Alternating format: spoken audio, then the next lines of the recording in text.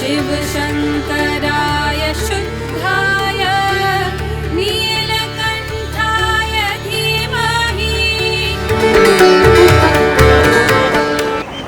ನಮಸ್ಕಾರ ವೀಕ್ಷಕರೇ, ತತ್ಪುರುಷಾಯ ವಿದ್ಮಹಿ ಮಹಾದೇವಾಯ ಧೀಮಹಿ ತನ್ನೋ ರುದ್ರಂ ಪ್ರಚೋದಯಾತ್.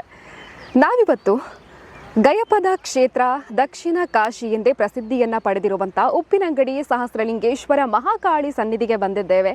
ಪ್ರತಿಯೊಬ್ಬ ಭಕ್ತರಿಗೆ ಕೂಡ ಕ್ಷೇತ್ರಕ್ಕೆ ಆಗಮಿಸಿ ಭಕ್ತಿಯಿಂದ ಶ್ರೀದೇವರಿಗೆ ನಮಿಸಿದರೆ ಇಲ್ಲಿ ಅಪರ ಕ್ರಿಯೆಯನ್ನು ಮಾಡಿದ್ವಿ ಅಂತ ಹೇಳಿದರೆ ಅದು ಪುಣ್ಯ ಪ್ರಾಪ್ತಿ ಅನ್ನೋವಂಥದ್ದು ಪ್ರತಿಯೊಬ್ಬ ಭಕ್ತರಿಗೆ ಕೂಡ ಗೊತ್ತಿರುವಂಥದ್ದು.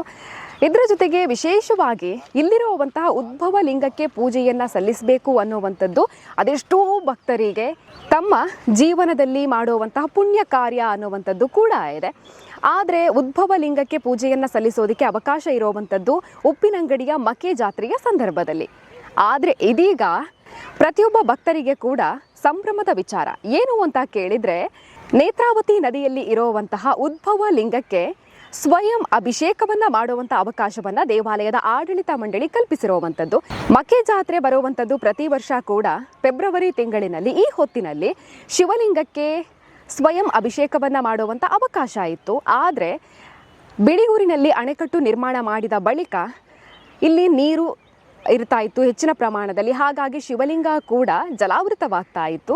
ಹಾಗಾಗಿ ಶಿವಲಿಂಗಕ್ಕೆ ಪೂಜೆಯನ್ನು ಮಾಡುವಂಥ ಅವಕಾಶ ಇರ್ತಾ ಇರಲಿಲ್ಲ. ಆದರೆ ಈ ವರ್ಷ ಪ್ರತಿಯೊಬ್ಬ ಭಕ್ತರು ಕೂಡ ಬಂದು ಕ್ಷೇತ್ರಕ್ಕೆ ಬಂದವರು ಶಿವಲಿಂಗವನ್ನು ಕಣ್ತುಂಬಿಕೊಳ್ಬೋದು. ಅದರ ಜೊತೆಗೇನೆ ಶಿವಲಿಂಗಕ್ಕೆ ಪೂಜೆ ಮಾಡುವಂಥ ಅವಕಾಶ ಕೂಡ ಆಡಳಿತ ಮಂಡಳಿ ಕಲ್ಪಿಸಿಕೊಟ್ಟಿದೆ. ನೀವು ಡಿಸೆಂಬರ್ 2ನೇ ತಾರೀಕಿಗೆ ಕ್ಷೇತ್ರಕ್ಕೆ ಆಗಮಿಸಿ ಇಲ್ಲಿರುವಂತಹ ಉದ್ಭವ ಲಿಂಗಕ್ಕೆ ಪೂಜೆಯನ್ನು ಮಾಡಬಹುದಾಗಿದೆ. ಇದಕ್ಕೆ ಬೇಕಾಗಿರುವಂಥ ವ್ಯವಸ್ಥೆಯನ್ನು ಮಾಡಿದ್ದಾರೆ. ನದಿಯಲ್ಲಿ ಇದ್ದಂತಹ ಶಿವಲಿಂಗ ಈಗ ಎಲ್ಲರಿಗೂ ಕೂಡ ಕಾಣ್ತಾ ಇದೆ.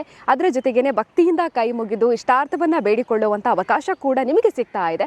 ಈ ಎಲ್ಲ ವಿಚಾರಗಳ ಬಗ್ಗೆ ಮಾತನಾಡಬೇಕು. ಅದರ ಜೊತೆಗೇನೆ ಆಡಳಿತ ಮಂಡಳಿಯವರ ಜೊತೆ ಕೂಡ ಮಾತನಾಡಬೇಕು. ಈ ವಿಶೇಷ ಏನು, ಶಿವಪೂಜೆಯ ವಿಶೇಷತೆ ಏನು ಅನ್ನೋದನ್ನು ಕೂಡ ಕೇಳ್ಕೊಂಡು ಬರೋಣ ಬನ್ನಿ.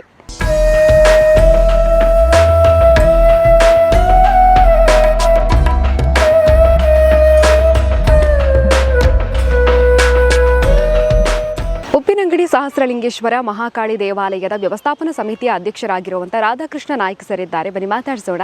ನಮಸ್ತೆ ಸರ್. ನಮಸ್ತೆ ಮೇಡಮ್. ಹೇಗಿದ್ದೀರಾ ಸರ್? ಚೆನ್ನಾಗಿದ್ದೀರಾ. ಉಪ್ಪಿನಂಗಡಿ ಅಂತ ಹೇಳಿದ್ರೆ ಇದು ಗಯಪದ ಕ್ಷೇತ್ರ ಅನ್ನುವಂಥದ್ದೇ ಪ್ರಸಿದ್ಧಿಯನ್ನ ಪಡೆದಿರುವಂತ ಗಯಪದ ಕ್ಷೇತ್ರ ದಕ್ಷಿಣ ಕಾಶಿ ಅಂತಾನೆ ಹೆಸರು. ಎಷ್ಟು ಇಂಪಾರ್ಟೆಂಟ್ ಉಂಟು ಅಷ್ಟೇ ಇಂಪಾರ್ಟೆನ್ಸ್ ಇಲ್ಲ. Okay sir. ಹಾಗಾಗಿ ಇಲ್ಲಿಗೆ ಭಕ್ತರ ಸಂಖ್ಯೆ ಜಾಸ್ತಿ ಆಗ್ತಾ ಇದೆ. ಇದೀಗ ವಿಶೇಷವಾಗಿ ಶಿವಲಿಂಗ ಪೂಜೆ ಮಾಡುವಂಥ ಅವಕಾಶ ಕೂಡ ಸಿಕ್ಕಿರುವಂಥದ್ದು, ಉದ್ಭವ ಲಿಂಗಕ್ಕೆ ಪೂಜೆ ಮಾಡುವಂಥ ಅವಕಾಶ ಸಿಕ್ಕಿರುವಂಥದ್ದು ಸರ್. ಹಾಗಾಗಿ ಇದರ ವಿಶೇಷತೆಯ ಬಗ್ಗೆ ಹೇಳಬೇಕು. ಅದರ ಜೊತೆಗೇನೆ ಮಹಾಪೂಜೆ ಅಂತ ಹೇಳಿದರೆ ಅದೆಷ್ಟೋ ಭಕ್ತರಿಗೆ ಅವಕಾಶ ಸಿಗೋದಿಲ್ಲ. ಅದು ಕೂಡ ಉದ್ಭವ ಲಿಂಗಕ್ಕೆ ಪೂಜೆ ಮಾಡುವಂಥ ಅವಕಾಶ ಸಿಗೋದಿಲ್ಲ ಸರ್. ಹಾಗಾಗಿ ಇದರ ವಿಶೇಷತೆ ಬಗ್ಗೆ ಹೇಳೋದಾದ್ರೆ, ಈ ಉದ್ಭವ ಲಿಂಗ ಇದು ಹೇಗೆ ಆಯ್ತು ಅಂತ ಹೇಳಿದರೆ, ಇದು ಈ ಯುಗದಲ್ಲಿ ಆದದಲ್ಲ, ಕಲಿಯುಗದಲ್ಲಿ ಆದಂಥದ್ದಲ್ಲ. ದ್ವಾಪರ ಯುಗದಲ್ಲಿ ಕೌರವರು ಮತ್ತು ಪಾಂಡವರು ಯುದ್ಧ ಮಾಡಿ ಕೌರವರು ಸೋತು ಪಾಂಡವರು ಮೇಲೆ ಬಂದಾಗ ಅವರಿಗೆ ಮನಸ್ಸಿಗೆ ನೋವಾಯಿತು. ನಮ್ಮಲ್ಲಿ ದಾಯಾದಿಗಳೇ ಎಲ್ಲರೂ ಅವರಿಗೆ ನಾವು ಅನ್ಯಾಯ ಮಾಡಿದಂಥ ಭಾವನೆ ಇವರಲ್ಲಿ ಬಂತು, ಪಾಂಡವರಲ್ಲಿ. ಅಷ್ಟೋಗ ಶ್ರೀಕೃಷ್ಣ ಪರಮಾತ್ಮನಲ್ಲಿ ಕೇಳ್ತಾರೆ, ಇದಕ್ಕೆ ಏನು ನಮಗೆ ಪ್ರಾಯಶ್ಚಿತ ಅಂತೇಳಿ. ಪ್ರಾಯಶ್ಚಿತ ಒಂದು ಬೇಕಲ್ಲ. ಪ್ರಾಯಶ್ಚಿತ ಏನಂತ ಹೇಳಿದಾಗ ಯಾಗ ಮಾಡಬೇಕು. ಯಾಗ ಮಾಡಬೇಕಾದ್ರೆ ಅದಕ್ಕೆ ಪುರುಷ ಮೃಗ ಅಂತೇಳಿ ಉಂಟು, ಅದನ್ನು ತರಬೇಕು. ನೀವು 5 ಜನ ಮಾತ್ರ ಇರುವುದು. ಈ 5 ಜನದಲ್ಲಿ ಇದನ್ನು ತರಲಿಕ್ಕೆ ಯಾರು ಯೋಗ್ಯರಂತ ಮಾಡುವಾಗ ಭೀಮ ಅಂತ ಆಯಿತು. ಶಕ್ತಿಶಾಲಿ ಅಲ್ಲ ಭೀಮ. ಹಾಗೆ ಅವನನ್ನು ಕೃಷ್ಣ ಪರಮಾತ್ಮ ಹೇಳ್ತಾನೆ, ಅವನನ್ನು ಕಳಿಸಿದರೆ ಆ ಮೃಗವನ್ನು ತರ್ತಾನೆ ಅಂತ. ಚುಟುಕಾಗಿ ಹೇಳ್ತಾನೆ, ಮೃಗ ಹೇಗೆ ಅಂತ ಹೇಳಿದರೆ, ಭೀಮ ವಾಯುವೇಗದಲ್ಲಿ ಬರುವ, ಪುರುಷ ಮೃಗ ವೇಗದಲ್ಲಿ ಬರುವುದು. ಮನೋವೇಗ ಅಂತ ಎಷ್ಟು ಸ್ಪೀಡ್ ಇರ್ಬೋದು, ಈಗ ನಾನು ಅಮೇರಿಕನ್ ನೆನೆಸ್ಬೋದು. ಹಾಗೆ ಅಂಥ ಇದರಲ್ಲಿ ಬರುವಾಗ ಇದನ್ನು ಹೇಗೆ ತರುವುದಂತ ಹೇಳುವಾಗ, ಹನುಮಂತ ಒಂದು ಸಣ್ಣ ಕಪಿ ವೇಷದಲ್ಲಿ ಹೋಗೋ ದಾರಿಯಲ್ಲಿ ಕೂತಿರ್ತಾನೆ, ಭೀಮ ಹೋಗೋ ದಾರಿಯಲ್ಲಿ. ಆ ಸಂದರ್ಭದಲ್ಲಿ ಭೀಮ ಬಲಾಢ್ಯ ಅಲ್ಲ. ಏನು ಹೇಳ್ತಾನೆ ಅಂತ ಹೇಳಿದರೆ, ನೀನು ಇಮ್ಮಿಡಿಯೇಟ್ ಜಾಗ ಬಿಟ್ಟು ಕೊಡಬೇಕಂತೇಳಿ, ನನಗೆ ವಯಸ್ಸಾಗಿದೆ, ಏನು ಕುಡುವುದಿಲ್ಲ, ನನ್ನ ಬಾಲ ಎತ್ತಿ ನೀನು ಬದಿಗಿಡು, ಮತ್ತು ನೀನು ಹೋಗು ಅಂತ ಹೇಳ್ತಾನೆ. ಬಾಲವನ್ನು ಎತ್ತಿ ಇಟ್ಟು ನೀನು ಮುಂದೆ ಹೋಗು ಅಂತ ಹೇಳ್ತಾನೆ. ಆ ಸಂದರ್ಭದಲ್ಲಿ ಇವನು ಜೋರು ಗಿರೆ ಎಲ್ಲ ಆಯ್ತು ಅಂತೇಳಿ ಒಪ್ಪಿ ಬಾಲ ಎತ್ತಲಿಕ್ಕೆ ಹೋಗೋ, ಇವನಿಗೆ ಅವನ ಬಾಲ ಎತ್ತಲಿಕ್ಕೆ ಆಗಲ್ಲ. ಈ ಹನುಮಂತಂದು ಮತ್ತು ಅವರ ಪೂರ್ವಾಪಚಾರ ಎಲ್ಲ ತಿಳ್ಕೊಂಡಾಗ ಹೇಳ್ತಾನೆ, ನೀನು ವಾಯುಪುತ್ರರು, ಅದರಿಂದ ನಮಗೆ ನೀನು ಹೋಗುವ ಕೆಲಸ ಏನಂತ ಹೇಳು. ನಾನು ಅದಕ್ಕೆ ಇವನ್ನೆಲ್ಲ ವಿವರಿಸಿ ಹೇಳ್ತಾನೆ, ನಮಗೆ ಹೀಗೀಗಾಯಿತು ಎಲ್ಲ ನಾನು ಏನು ಮೊದಲು ಹೇಳಿದೆ ಅದೇ ಹೇಳಿ ಅಷ್ಟಾಗೂ ಹೇಳ್ತಾನೆ. ಪುರುಷ ಮೃಗ ಅಂತೇಳಿ ಅದು ಶಿವನ ಭಕ್ತ ಅವ. ಪುರುಷ ಮೃಗ ಏನುಂಟು ಅದು ಶಿವನ ಎಲ್ಲಿ ಲಿಂಗ ಕಾಣ್ತದೆ ಅದಕ್ಕೆ ಪೂಜೆ ಮಾಡಿದೆ ಅದು ಮುಂದೆ ಹೋಗಲ್ಲ ಅಂತ ಹೇಳ್ತಾನೆ. ನಾನೇನು ಮಾಡಬೇಕಂತ ಕೇಳ್ತೀನಿ ಈಗ ಅಂತ ಇಟ್ಟು ಒಂದು ಮುಷ್ಟಿ ರೋಮ ತೆಗೆದು ಭೀಮನಿಗೆ ಕೊಡ್ತಾನೆ.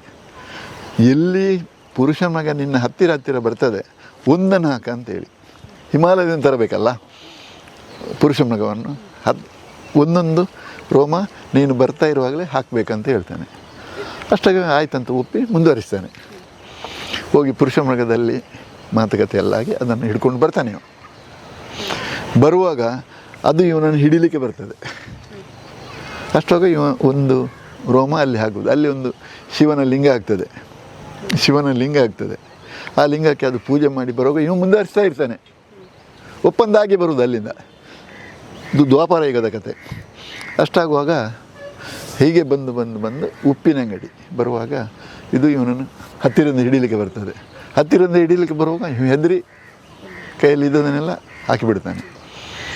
ಅಷ್ಟಾಗುವಾಗ ಇಲ್ಲಿ ಇದಕ್ಕೆ ಹೆಸರೇ ಸಹಸ್ರಲಿಂಗೇಶ್ವರ ಅಂತ, ಸಾವಿರಾರು ಲಿಂಗಗಳಾಗ್ತಿರುತ್ತೆ. ಇದಕ್ಕೆಲ್ಲ ಪೂಜೆ ಮಾಡಬೇಕು. ಯಾರು? ಪುರುಷ ಮೃಗ ಪೂಜೆ ಮಾಡಿ ಅದು ಮುಂದುವರಿಯುತ್ತದೆ. ಇವ ಅಷ್ಟಾಗ ಹೋಗಿರ್ತಾನೆ. ಇವನಲ್ಲಿ ಎಲ್ಲೇ ಉಳ್ಕೊಂಡದು ಒಂದು ಕೈಯಲ್ಲಿ ಇರ್ತದೆ.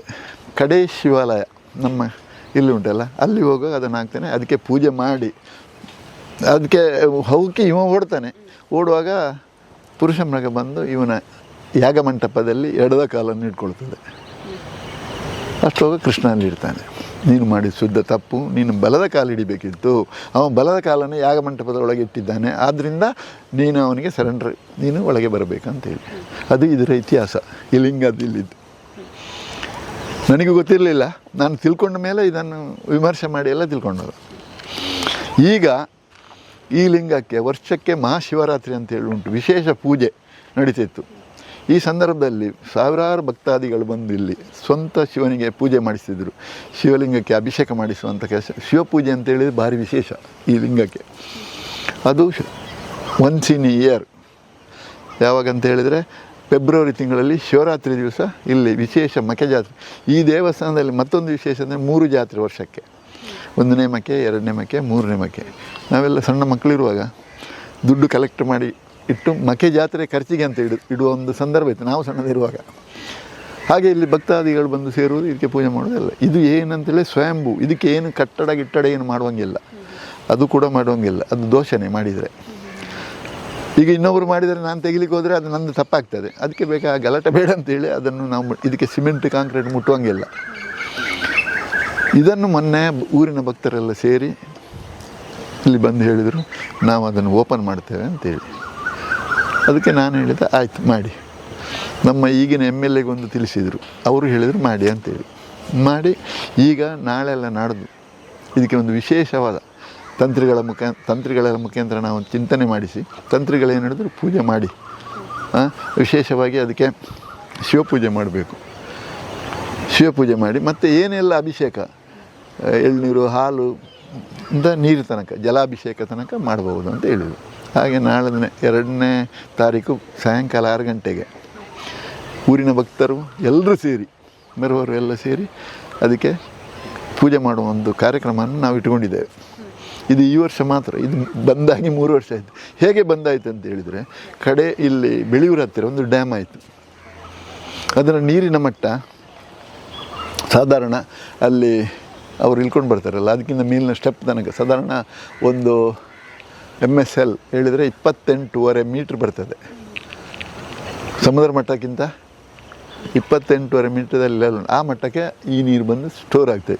ಇದು ಇಲ್ಲಿಂದ ಸುಬ್ರಹ್ಮಣ್ಯ ಕ್ರಾಸ್ ಉಂಟಲ್ಲ, ನಾವು ಆ ರೋಡಲ್ಲಿ ಸುಬ್ರಹ್ಮಣ್ಯ ಕ್ರಾಸ್ ರೋಡಿಗೆ ಹೋಗ್ತೇವೆ, ಅಲ್ಲಿ ತನಕ ನೀರು ನಿಲ್ತದೆ. ಅದರಿಂದಕ್ಕೆ ತಿರುಗಿ ಪೂಜೆ ಪುರಸ್ಕಾರ ಎಲ್ಲ ನಿಂತೋಯ್ತು. ಈಗ ಇದಕ್ಕೆ ಡೈಲಿ ಪೂಜೆ ಆಗ್ತದೆ, ಕಟ್ಟಲೆ ಮಾತ್ರ. ಲಿಂಗಕ್ಕೆ ಏನಾಗಲ್ಲ, ಅಭಿಷೇಕ ಇಲ್ಲ, ಮತ್ತು ಒಂದಿಲ್ಲ. ಆದರೆ ಶಿವರಾತ್ರಿಗೆ ತೆರೆದರೆ ಈ ಲಿಂಗ ಓಪನ್ ಮಾಡಿ ಪೂಜೆ ಸ್ಟಾರ್ಟ್ ಮಾಡಿದರೆ ಮಳೆಗಾಲ ಬಂದು ಅದಕ್ಕೆ ಒಂದು ಇದಾಗ್ತದೆ ನೋಡಿ, ಎಕ್ಕದ ಮಾಲೆ, ಅದು ಹೋಗಬೇಕು ಅದರಷ್ಟಕ್ಕೆ, ಅಷ್ಟು ತನಕ ಇಲ್ಲಿ ಬಂದು ಪೂಜೆ ಮಾಡಬೇಕು. ಆಮೇಲೆ ಅಲ್ಲಿ ಸ್ಟೆಪ್ಪಲ್ಲಿ ನೀರು ಬರ್ತದೆ, ಅಲ್ಲಿ ಮಾಡ್ತಾರೆ. ಈಗ ಹೋಗಿ ಅಲ್ಲಿ ನದಿಯಲ್ಲಿ ಮಾಡ್ತಾರೆ. ಅದೇನು ಕಟ್ಲೆ, ಇದಕ್ಕೆ ಪೂಜೆ ಅಲ್ಲ, ಅದು ಕಟ್ಲೆ ಅಂತ ಏನು ಹೇಳ್ತಾರೆ ಅದನ್ನು ಮಾಡ್ತಾಯಿದ್ರು.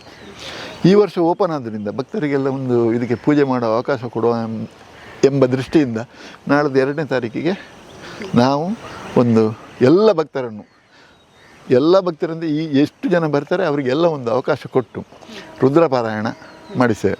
ಶಿವನಿಗೆ ವಿಶೇಷ ರುದ್ರಪಾರಾಯಣ. ಅದೇ ರೀತಿ ಬೇರೆ ಬೇರೆ ಪೂಜಾ ಪುರಸ್ಕಾರಗಳು, ಶಿವಪೂಜೆ ಎಂಬುದು ಭಾರಿ ಇಂಪಾರ್ಟೆಂಟ್. ಅದನ್ನೆಲ್ಲ ಮಾಡುವ ಒಂದು ಅವಕಾಶ ಎಲ್ಲ ಭಕ್ತರಿಗುಂಟು, ನಿಮಗುಂಟು, ನನಗುಂಟು. ಇದಕ್ಕೆ ಅವ ಇವ ಹೇಳುವ ಪ್ರಶ್ನೆಯೇ ಇಲ್ಲ. ಆದ್ದರಿಂದ ನಾನು ಇಲ್ಲಿ ಈಗ ಆಡಳಿತ ಮುಕ್ತೇಶ್ವರಾಗಿದ್ದೇನೆ, ಹಿಂದೆ ಕೂಡ ಟ್ರಸ್ಟಿ ಆಗಿದ್ದೆ. ಆವಾಗ ಇದು ಓಪನ್ ಇತ್ತು, ಭಾರಿ ಚಂದದಲ್ಲಿ ಆಗ್ತಿತ್ತು. ಈಗ ಇದಕ್ಕೆ ಅವಕಾಶ ಇಲ್ಲದ ಕಾರಣ ಇದನ್ನು ನಾವು ಮಾಡಿ ಸಾರ್ವಜನಿಕರಿಗೆ, ಭಕ್ತಾದಿಗಳಿಗೆ ಒಂದು ವಿಶೇಷ, ಅವರಿಗೆ ಬಂದು ಸೇವೆ ಮಾಡಲಿಕ್ಕೆ ಒಂದು ಅನುಕೂಲಕ್ಕೋಸ್ಕರ ನಾಳ್ದು 2ನೇ ತಾರೀಕೆ ಮಾಡೋದು. 2ನೇ ತಾರೀಕು ಶಿವನಿಗೆ ಭಾರಿ ವಿಶೇಷ ದಿನ, ಪ್ರದೋಷ ಅಂತ ಹೇಳಿ. ಪ್ರದೋಷದಲ್ಲಿ ಶಿವನಿಗೆ ಮಾಡ್ಬೋದು ಅಂದರೆ ತಂತ್ರಿಗಳು ಹೇಳಿದ ಮೇಲೆ ನಮ್ಮ ಎಲ್ಲ ಅರ್ಚಕರಿಗೆಲ್ಲ ತಿಳಿಸಿ, ಈಗ ನಾಡ್ದು 2ನೇ ತಾರೀಕು ಸಾಯಂಕಾಲ ನೀವು ಬನ್ನಿ, ನಾವು ಬರ್ತೇವೆ. ಎಲ್ಲರೂ ಬಂದು ಈ ಒಂದು ಅವಕಾಶವನ್ನು ಎಲ್ರಿಗೊಂದು ಯುಟಿಲೈಸ್ ಆಗ್ತದೆ. ಇದು ಈ ವ್ಯವಸ್ಥೆಯು ಅಭಿವೃದ್ಧಿ ಆಗಲಿ, ಜೊತೆಗೆ ಈ ಕ್ಷೇತ್ರ ಬೆಳಗಲಿ ಅಂತ ಹೇಳಿಕೊಂಡು ನನಗೆ ಅವಕಾಶ ಕೊಟ್ಟು ನಿಮಗೆಲ್ಲರೂ ವಂದಿಸಿದ ನನ್ನ 2 ಮಾತು ಮುಗಿಸ್ತೀನಿ.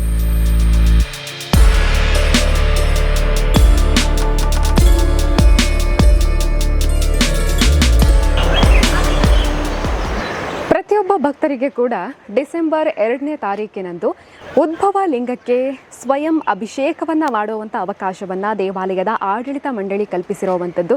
ಶಿವಲಿಂಗಕ್ಕೆ ನಾವೇ ಸ್ವತಃ ಹೋಗಿ ಪೂಜೆಯನ್ನು ಸಲ್ಲಿಸೋದು ಅಂತ ಹೇಳಿದ್ರೆ ಮಕ್ಕೆ ಜಾತ್ರೆಯವರೆಗೆ ಕಾಯಬೇಕಾಗಿತ್ತು. ಆದರೆ ಇದೀಗ ವಿಶೇಷವಾಗಿ ಡಿಸೆಂಬರ್ 2ನೇ ತಾರೀಕಿನಂದು ಪ್ರತಿಯೊಬ್ಬ ಭಕ್ತರು ಕೂಡ ಕ್ಷೇತ್ರಕ್ಕೆ ಬಂದು ಸಹಸ್ರಲಿಂಗೇಶ್ವರ ಹಾಗೆಯೇ ಮಹಾಕಾಳಿ ಅಮ್ಮನನ್ನು ಕಣ್ತುಂಬಿಕೊಂಡು ನೇತ್ರಾವತಿ ನದಿ ಹತ್ರ ಹೆಜ್ಜೆ ಹಾಕಿದ್ರಿ ಅಂತ ಹೇಳಿದರೆ ಉದ್ಭವ ಲಿಂಗಕ್ಕೆ ನೀವು ಕೂಡ ಸ್ವಯಂ ಅಭಿಷೇಕವನ್ನು ಸಲ್ಲಿಸಬಹುದಾಗಿದೆ. ಹಾಗಾಗಿ ಪ್ರತಿಯೊಬ್ಬರೂ ಕೂಡ ಈ ಒಂದು ಪುಣ್ಯದ ಕಾರ್ಯದಲ್ಲಿ ಬಂದು ಭಾಗಿಯಾಗಿ ಡಿಸೆಂಬರ್ 2ನೇ ತಾರೀಕು ಅಂತ ಹೇಳಿದರೆ ಅದು ವಿಶೇಷವಾಗಿರುವಂಥ ದಿನ ಅನ್ನುವಂಥದ್ದು. ಹಾಗಾಗಿ ಈ ದಿನದಂದು ನೀವು ಕೂಡ ಬಂದು ಉದ್ಭವ ಲಿಂಗಕ್ಕೆ ಪೂಜೆಯನ್ನು ಸಲ್ಲಿಸಿ ಅಂತ ಹೇಳ್ತಾ ಇವತ್ತಿನ ಕಾರ್ಯಕ್ರಮವನ್ನು ಮುಗಿಸ್ತಾ ಇದ್ದೀವಿ. ಕ್ಯಾಮರಾ ಪರ್ಸನ್ ಸುಧಾಕರ್ ಪಟೇಲ್ ಜೊತೆ ಸುಮಿತ್ರಾ ಬಿ, ಸುದ್ದಿ ನ್ಯೂಸ್, ಉಪ್ಪಿನಂಗಡಿ. ಸುದ್ದಿ ಚಾನಲ್, ಕ್ಷಣ ಕ್ಷಣದ ಸುದ್ದಿಗಾಗಿ. ಅತ್ತೆ, ಇದು ನನ್ನ ಬರ್ಡೇ ಗಿಫ್ಟ್. ಇದೆಲ್ಲ ಜೀವನದಲ್ಲಿ ನನಗೋಸ್ಕರ ತಗೊಂಡ್ಬಂದಿದ್ದಾರೆ. ನಿನ್ ಮೇಲೆ ತುಂಬಾ ಚೆನ್ನಾಗಿ ಕಾಣುತ್ತೆ. ಇದು ತುಂಬಾ ಚೆನ್ನಾಗಿದೆ ಅಲ್ವಾ? ತುಂಬಾ ಚೆನ್ನಾಗಿದೆ.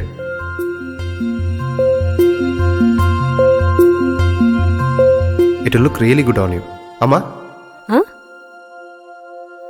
Mother is always son's first love.